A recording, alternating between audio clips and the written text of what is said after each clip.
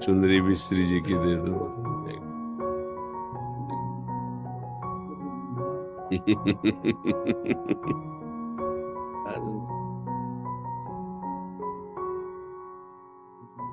थोड़ा कुछ फल या मीठा हो तो दो। सीरियस, देखो कुछ फल मीठा हो तो दो।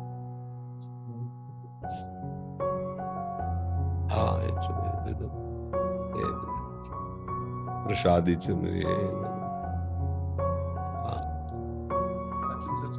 हाँ, दे देना उधर, वो श्री जी से वहां से दे देंगे, तो लिवा जाओ। और हाँ, उसको मिठा। जितेंद्र जी। राधा राधा राधा। हाँ महाराज जी, मैं यहाँ आकर धन्य हो गया। महाराज जी, यहाँ पर सिर्फ आपसे मिलने के लिए आया हूँ। महाराज जी, किस कहीं से सुना कि आप अस्पताल में भर्ती हैं, तो जैसे ही पता लगा तो मैंने ना सोचा ना समझा 300 किलोमीटर पैदल यात्रा करके आपसे मिलने अस्पताल आया में हूँ। तो नहीं भर्ती। मतलब मैं मुझे जानकारी नहीं थी महाराज, तो मैंने किसी से पूछा कि महाराज कहाँ पे मिलेंगे, उन्होंने कहा इस समय उनकी तबीयत बिगड़ी हुई है।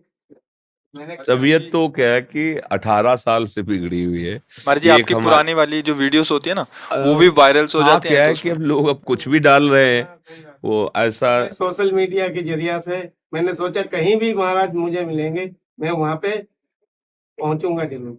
बड़ी कृपा हुई श्री जी की कि आप वृंदावन आए, आप दर्शन, जब संतों के पास जाए तो उनको सुख देने के लिए नाम उच्चारण करें, जैसे उनका ना, आपका नाम, तो राधा राधा राधा राधा राधा, तो हमें सबसे बड़ी भेंट, सबसे बड़ा सुख।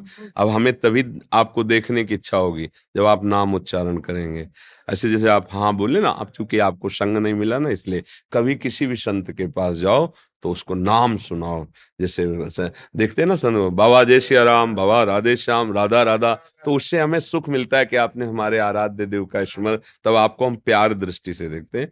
और आप पैदल आए इसलिए आपका स्वागत करते हैं, और हम सदैव स्वस्थ हैं।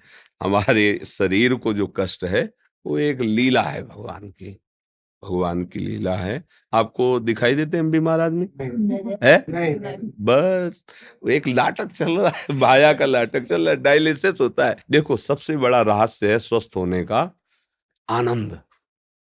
अगर चित्त आनंद है तो फिर सब लघु रहता है।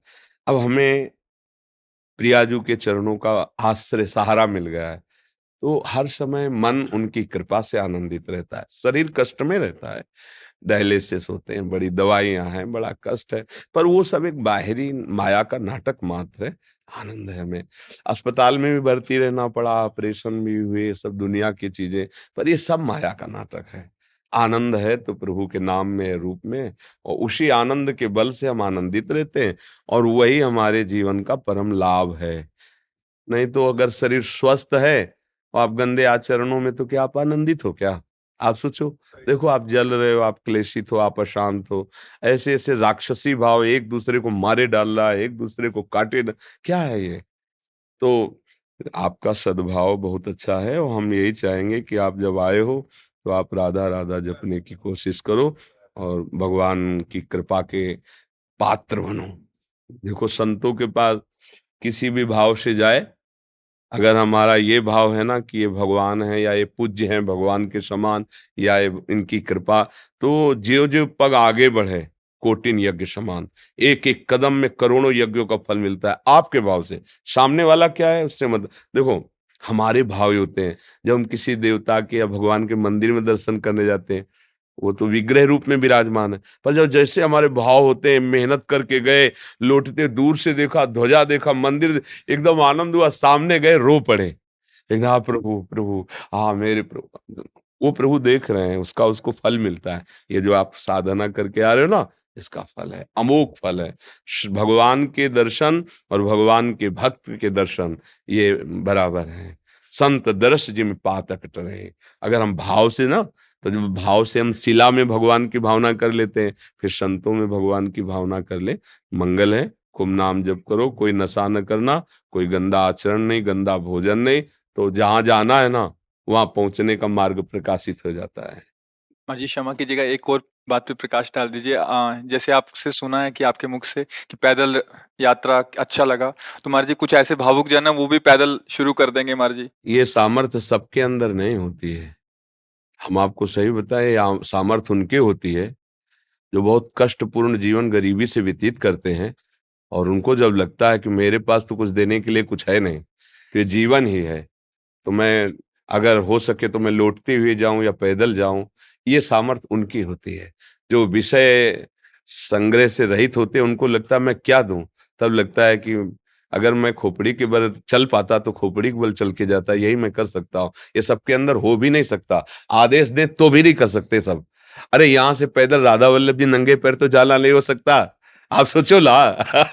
और चालीसों कोस सैकड़ों कोस दूर से पैदल, ये उनकी बात होती है ना, जो गृहस्थी में रह के कष्ट सहते हैं और उनको लगता है मैं किसी योग्य नहीं हूँ, क्या दे सकता हूँ संत को, तो मैं पैदल चल कर जाता हूँ उनके दर्शन के लिए। ये बहुत बड़ी बात है, और ये सबके बस की है भी नहीं। हम कहे भी, आदेश भी करे तो ले, ये सबके बस की। हम इस बात से बहुत अंदर से, हृदय से द्रवित है।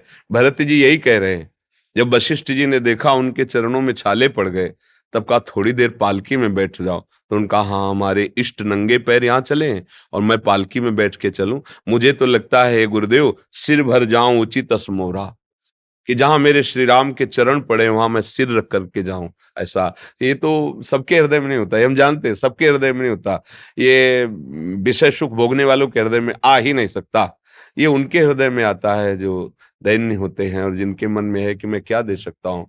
तो यही है, शरीर है, इसी को कष्ट दे करके मैं जाता हूँ, भूखा प्यासा जैसा भी, मैं उनके दर्शन करूं। ये अमोघ बात है सबके से।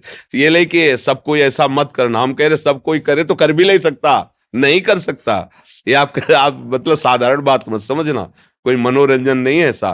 पैदल चल, ऐसा हमने कई भक्तों को देखा है, कई भक्तों को देखा है, सैकड़ों कोस ऐसे पैदल। या देखो ना, महाराष्ट्र में सैकड़ों भक्त पैदल यात्रा करके विट्ठल भगवान के दर्शन कर, बड़ी दूर लंबी लंबी यात्राएं। हाँ, 84 कोस ब्रज की पैदल यात्रा, तो इनके भाव हैं संत दर्शन के लिए। तो ये ऐसे सब कोई थोड़ी आ सकता है कि भाई दिल्ली से कार छोड़ दी और पैदल वहां से आ रहे, आ ही नहीं सकता। इतनी हिम्मत ही नहीं है। हिम्मत तो उसकी ही होती है ना जिसको ये लग गया कि अब हमारे पास तो कुछ है नहीं, शरीर प्राण ही है, अब यही हम समर्पित करते हैं। बहुत बड़ी बात है, बहुत बड़ी बात है।